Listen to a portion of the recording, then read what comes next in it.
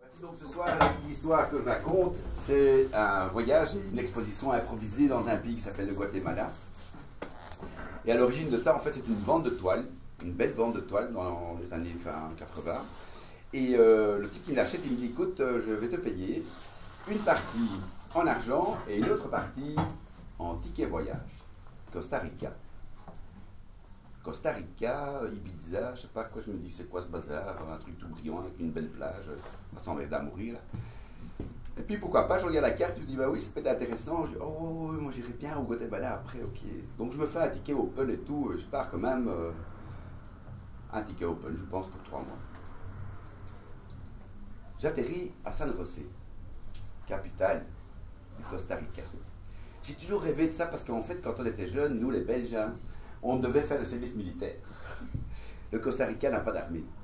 Moi, je suis arrivé là, la première chose que j'ai vue, c'est un défilé de la police militaire de Costa Rica. Et tu vois passer des missiles, tout, United States, tout le bazar. Je dis, ah, ok. Ils n'ont pas d'armée, mais ils ont une police vachement bien développée là. J'ai tourné un petit peu dans la ville, patin roulette. Mais c'est une ville qui, comme tous ces pays un peu sous-développés, ont des trous incroyables au milieu des routes. Et en patin roulette, il faut bien calculer son coût. Et je décide d'annoncer une exposition que je vais faire dans 3 mois. Parce que je vais revenir dans ce pays, parce que mon ticket de retour est au Costa Rica. Et donc j'annonce cette expo, je vais dans une banque changer de l'argent, je demande si je peux mettre une affiche pour mon exposition dans 3 mois, etc. J'avance sur la promotion d'une exposition dont je n'ai même pas encore un tableau, parce que ces tableaux, je vais les faire sur place.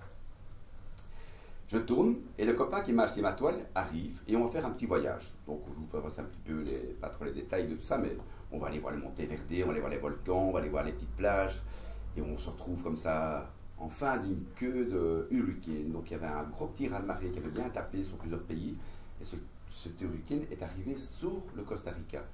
Je me souviens que mon pote, on était dans une tente, et commence à m'engueuler parce que je ne trouvais pas la lampe de poche. En fait, en réalité, la mer était venue jusqu'à notre campement, et la mer tapait dans notre petite tente. Le temps que j'essaye d'ouvrir cette putain de tente qui bougeait de tous les côtés, il y a une vague qui est arrivée, qui est rentrée dans la tente. Je me dis, qu'est-ce qui se passe ici? C'est quoi ce plan ici? Le début, donc, prendre un peu ses traces, et c'est pas dans un pays qu'on ne connaît pas, où la langue, même l'espagnol, n'est pas trop ma langue à moi. Je décide de commencer à faire un carnet de croquis, et surtout le reportage de mon voyage, donc il va se trouver un petit peu des petits feuillets comme ça, avec des petits fils pour soutenir des feuilles, ce sont des dessins, toutes sortes. On s'arrête une fois dans un village, il y a des gens qui regardent la télé à la cahier, je vais ma mère en face et je dessine tout le monde. Tous ces gens ils regardent leur football, ils s'en foutent de mon bazar. Puis ils se disent quand même, on va quand même aller voir qu'est-ce que l'artiste il dessine. Et ils viennent voir et ce sont tous des apôts, des grenouilles qui regardent la télé. Ah, ils se disent, ah ça c'est moi, c'est pas, c'est toi. Pour rigoler, pour se mettre en route. Donc ça donne plein de contacts assez sympas et tout. Vraiment, c'est un chouette pays, c'est très vivant. Ces gens parlent espagnol, ils sont chauds, ils dansent, ils chantent. Très chouette, belle rencontre. Je suis arrivé à un parcours de tourisme sur lequel on termine sur une presqu'île qui s'appelait Moctezuma, un des derniers prêtres mayas. C'est-il que tout d'un coup, avec mon dogueur d'artiste, donc j'ai fait plein de croquis, j'ai commencé à peindre sur des plages, mais j'avais acheté une peinture à l'huile et le seul dissolvant que j'avais trouvé était un dissolvant du pays, je sais pas quoi. Et quand j'ouvrais le pot, des gens qui étaient sur la plage, même des fois à 20-30 mètres, venaient me dire « Mais qu'est-ce que c'est cette pollution, mon vieux? Arrête ce truc dégueulasse, ta peinture et tout. » Alors je dis « Ben c'est rien, pas de problème. » J'allais faire un campement ailleurs. Puis je trouve un lieu mais extraordinaire. La terre s'est ouverte. Un tremblement de terre a fait que la terre s'est ouverte. Et une cascade d'eau descend et tombe dans la mer. Bel endroit. Je décide d'y faire un campement. Là, quand le bonhomme me fait la réflexion, écoute, va peindre ailleurs, je dis bon, je vais peindre ailleurs. Ok, je quitte ce super endroit merveilleux que j'avais trouvé. Et je me mets un peu plus loin. Un peu plus loin, ce sont des plages où il n'y a presque personne qui va, donc vous avez plein de déchets, de bouteilles plastiques, de poubelles, etc. Je décide de nettoyer ce coin et de faire 4 feux. J'allume mes feux. Mais dès que vous êtes sur la plage, tout de suite commence la jungle. Donc directement, les gens qui sont un peu dans l'écologie là-bas sur place, tous sont venus me trouver, mais qu'est-ce que vous faites? Vous êtes fous ou quoi? Je dis non, je ne suis pas si fou que ça. Boum, je descends une planche, je descends une autre planche, je dis voilà, c'est maîtrisé, il n'y a plus que 2 feux allumés, ça va, je gère le truc et tout. Il dit mais ça va pas ou quoi? Je dis mais si, ça se gère, ne vous inquiétez pas. Puis il voit que je fais commencer à faire de la peinture, qu'il y a des toits qui pendent, commence à rencontrer les gens du pays. On arrive au terme de notre petit voyage avec mon pote, et qu'est-ce qu'on fait? On retourne sur la capitale. Quand on retourne sur la capitale, mon copain avait rencontré un monsieur qui avait une voiture et qui allait vers la capitale.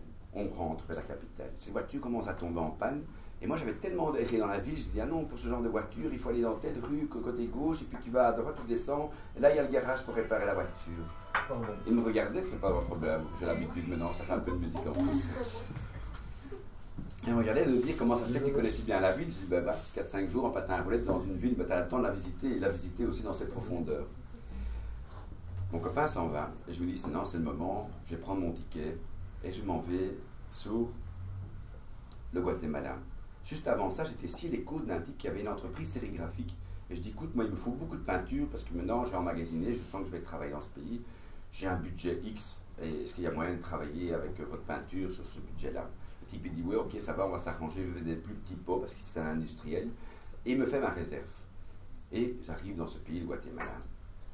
Je ne connais rien.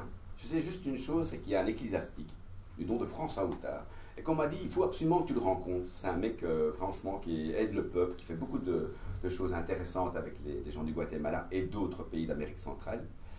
Se fait-il que je ne vais jamais le rencontrer, finalement. Mais je suis toujours tout près, je flirte avec lui tout près. Il est toujours pas très loin de moi.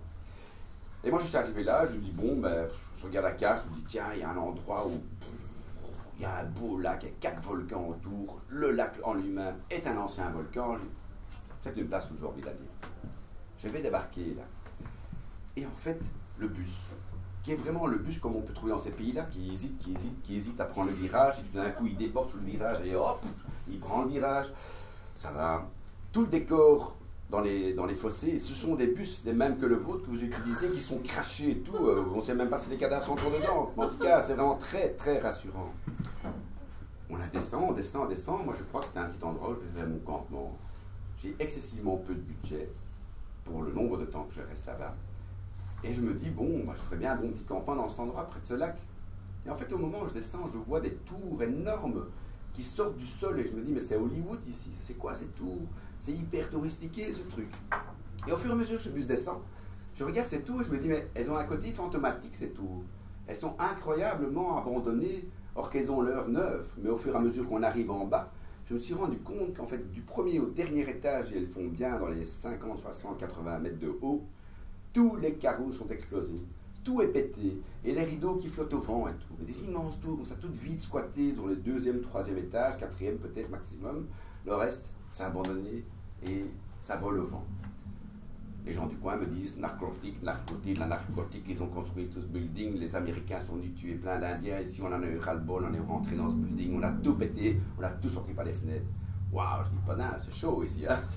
Guatemala, ça vaut la peine, hein. Je me dis, je ne vais pas m'installer là. Je suis resté 2 jours dans ce building, il y avait une vraie faune qui y vivait, qui était vraiment chez eux, donc je suis monté un étage plus haut qu'eux, mais c'était quand même toute une famille, une organisation squattée, où ces gens se connaissaient très fort. Donc je me suis retiré, et j'ai commencé à longer toutes les petites plages privées le long de ce grand lac qui s'appelle Atitlan, qui est donc un ancien volcan rempli d'eau, limpide, merveilleux, super site, extraordinaire. Dans les plus beaux peut-être du monde, mais en tout cas une belle beauté du monde. Un peu plus loin de toutes ces plages privées, j'ai trouvé une belle petite grotte. Et dans cette grotte, je vais m'installer. Or, se fait-il que c'est vraiment hyper animé au niveau végétation. Donc quand j'ai vu cette grotte, j'ai été récupérer tout ce qui se brûlait, et j'ai fait un feu dans la grotte. J'ai fait un feu dans la grotte, puis après, je m'installe dans cette grotte. Je suis en face du lac, je suis tout seul, j'installe mes toiles, j'ai un atelier de rêve, il fait calme. Ce lac est un marbre, il n'y a pas de mouvement. De temps en temps, en pleine lune, ça bouge un petit peu, mais à part ça, c'est vraiment comme une piscine, ça ne bouge pas. Les gens du pays, les ouvriers et tout, ils rigolent de moi, ils disent, oh le gringos, il longe dans le coin des serpents. Il va se faire attraper, mamma mia, il ne sait pas qu'est-ce qu'il fait lui. Moi, je continue à vivre, et c'est vrai qu'un matin, ça pend un arbre, une belle grosse bête. Jusqu'au sol, un petit 2 mètres, 2 mètres 50, je ne sais pas, un bon petit serpent. Et le petit fermier me regarde comme ça, en chiquant son petit truc, il dit, ah, tu comprends, mais non, ce que tu es toi. Je continue, on évolue. Je fréquentes un petit peu les lieux du coin qui sont des Américains qui te vendent des bons pescados bien préparés à des prix de touristes. Il y a d'autres endroits sur le même trottoir, à la rue, quelqu'un prépare à la caille un petit pescado et ça te coûte 50 cents. Et chez les Américains, ça vous coûte déjà 30 ou 20 euros, je sais pas. J'arrive à vivre un petit peu là. Je demande si un restaurant n'a pas besoin d'une peinture, ou pas vraiment, mais peut-être, on ne sait pas. Qu'est-ce que tu fais en fait? Ah, mais viens voir mon atelier. Ouh, là on ne va pas, là c'est le coin des serpents. Ah, c'est dommage, j'aurais voulu monter des toiles. Je voudrais vous les apporter demain. À petit, je mets mes marques et je vis cet endroit d'une façon assez intensive parce que tous ces carnets que je fais, qui sont là, que je vous laisserai regarder après, sont informés de toutes sortes de petits détails. Antonio? Merci.